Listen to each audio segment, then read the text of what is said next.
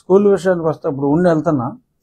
So so డ్రైనేజీల వరకు అనుకున్న schedule, కొత్తగా టేకప్ చేసిన పనులు షెడ్యూల్లో ముందు ఒరిజినల్ షెడ్యూల్లో లేనివి కూడా మా పక్క నియోజకవర్గం మాజీ మంత్రి, నాకు ప్రాణ స్నేహితులు, వయసులో పెద్దవాళ్ళైనా నాకు చక్కటి మంచి మిత్రులు కామినేని శ్రీనివాస్ గారు, ఆయనతో కూడా మాట్లాడటం జరిగింది. సో అది కూడా 2 నియోజకవర్గాలకు కూడా ఉపయోగపడేది. సో దాన్ని కూడా ఆగస్టు 15 నాటికి కంప్లీట్ అవుతుంది. దాతల సహకారం, నా మిత్రులు కానీ ఈ లోకల్లో వాళ్ళకు తోచిన రీతిలో నా ఐడియా కూడా 10 మందిని ఇన్వాల్వ్ చేయటం. నాకు కావాలి అంటే డబ్బంతా నా స్నేహితుల దగ్గర నుంచే నేను తీసుకురాగలను, కానీ ఇక్కడ పబ్లిక్ని ఇన్వాల్వ్ చేయటం నా బాధ్యతగా భావించి అందరినీ కూడా 10,000 అవ్వచ్చు, 1000 రూపాయలు అవ్వచ్చు, మీరందరూ భాగస్వాములు కండి. మన పనులు మనమే చేసుకుని సాధ్యమైనంత వరకు మన పనులు మనం చేసుకోగలం, మన అవసరాలు మనం తీర్చుకోగలం, అవసరమైన మేరకే ప్రభుత్వాన్ని మనం ఇబ్బంది పెడదాం అనే ఉద్దేశంతో అందరినీ కూడా ఇన్వాల్వ్ చేయడం జరిగింది.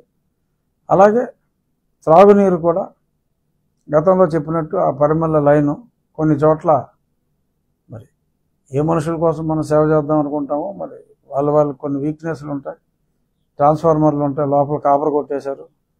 సో ఆ ట్రాన్స్ఫార్మర్లు అది తీసుకొచ్చే ముందు మరి అధికారులతో మాట్లాడి మరి త్వరగా ట్రాన్స్ఫార్మర్లు అరేంజ్ చేసి వచ్చే సోమవారం నాటికి, అంటే వాళ్ళ బుధవారం, నెక్స్ట్ సోమవారం లేదా మంగళవారం నాటికి పార్షియల్గా యుద్ధ ప్రాతిపదికన 15 రోజుల నుంచి పనులు జరిగినాయి.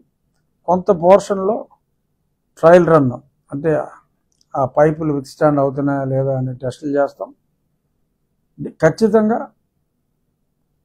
కొత్త ట్రాన్స్ఫార్మర్ వేయవలసి వచ్చినా కూడా అన్నీ కూడా అధిగమించి ఆగస్టు 15 నాటికి అనుకున్నట్టుగా ఫస్ట్ ఫేజ్ పరిమళ నుంచి ఆకివీడు వరకు పైప్ లైన్ని అనుకోని అవాంతరాలు ఏదన్నా వస్తే తప్ప ఖచ్చితంగా అక్కడికి 1 వీక్ క్వశ్చన్ పెట్టుకున్నాం.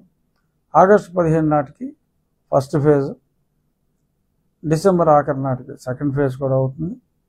అలాగే ఇదే కాకుండా మరి బొండాడ అనే ప్రాంతంలో ప్లాంట్ కెపాసిటీ చాలా ఉంది, 3 మిలియన్ లీటర్లు రోజుకి ట్రీట్ చేసే కెపాసిటీ ఉంది. కానీ ఆ పైప్ లైను కెపాసిటీ 11 గ్రామాలకే ఉంది. బట్ ఎక్స్ట్రా పైప్ లైన్ వేసుకుంటే ఇంకా మనం ఎక్కువ గ్రామాలకి ట్రీటెడ్ డ్రింకింగ్ వాటర్ని డైరెక్ట్గా ఇండివిజువల్ ప్లాంట్లు లేకుండా సెంట్రలైజ్డ్ ప్లాంట్ నుంచే మనం ఇవ్వగలం. సో దానికి అక్కడ ఒక చెరువు అవసరమైంది. ఇవాళ కలెక్టర్ గారికి నేను చెప్పా, ఒక చెరువు విలేజ్ చెరువు ఉంది, ఆ చెరువుని ప్రజల అవసరాల కోసం మనం తీసుకుంటే ఇంకొక తక్కువ ఖర్చుతో ఒక 5-6 గ్రామాలకి ఇంకాస్త ఖర్చు పెట్టగలిగితే ఇంకో 10 గ్రామాలకు కూడా ఆ పర్టికులర్ ప్లాంట్ నుంచి, ప్లాంట్ కట్టక్కర్లా, లక్కీగా ఓన్లీ పైప్ లైన్ వేయాలి, బ్యూటిఫుల్ ప్లాంట్ ఉంది, అవన్నీ కూడా చేసుకునే అవకాశం ఉంటుందని చెప్పి అధికారులతోటి వాళ్ళ కలెక్టర్ గారితో కూడా మాట్లాడటం జరిగింది. సో వారు కూడా చాలా పాజిటివ్గా రియాక్ట్ అయ్యి కావాల్సిన రిజల్యూషన్స్ అన్నీ కూడా పాస్ చేయమన్నారు. సో మంచినీటి సమస్య ఆల్మోస్ట్ కొన్ని విలేజ్ రిలేటెడ్ సమస్యలు ఉన్నాయి, అవన్నీ కూడా 50% పైగా ఆగస్టు 15కి, బ్యాలెన్స్ డిసెంబర్ ఆఖరి నాటికి డెఫినెట్గా అయిపోతాయనే ఉద్దేశంలో ఉన్నాం. ఇకపోతే నువ్వు చెప్పినట్టు స్కూల్స్, ఇవాళ మధ్యాహ్నం ఉండి స్కూల్కి వెళ్తున్నాను. ఎప్పుడో 80 కాదు 90, అదే 1892, కానీ 1930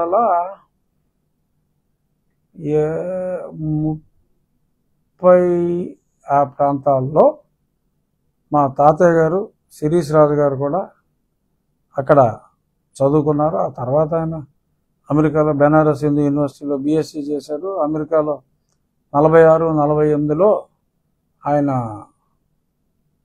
ఫార్మస్యూటికల్ సైన్సెస్లో మాస్టర్స్ చేశారు.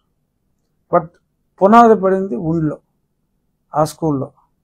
సో ఆ స్కూల్లో ఇంకా పాత బిల్డింగ్ని బాగా క్లియర్గా చేయటం, ఒక 5 ఎకరాల్లో అద్భుతమైన క్రీడా ప్రాంగణాన్ని ఆ బిల్డింగ్ ప్లేస్లో మళ్ళీ ఇంకొక దాన్ని పూర్తిగా రెనోవేట్ చేసి చేయటం, సుమారు 20 లక్షల రూపాయలతో. దానికి కూడా దాతలు ముందుకు వచ్చారు. మా తాతగారు చదువుకున్నారు కాబట్టి నేను అందులో పార్టిసిపేట్ చేస్తా.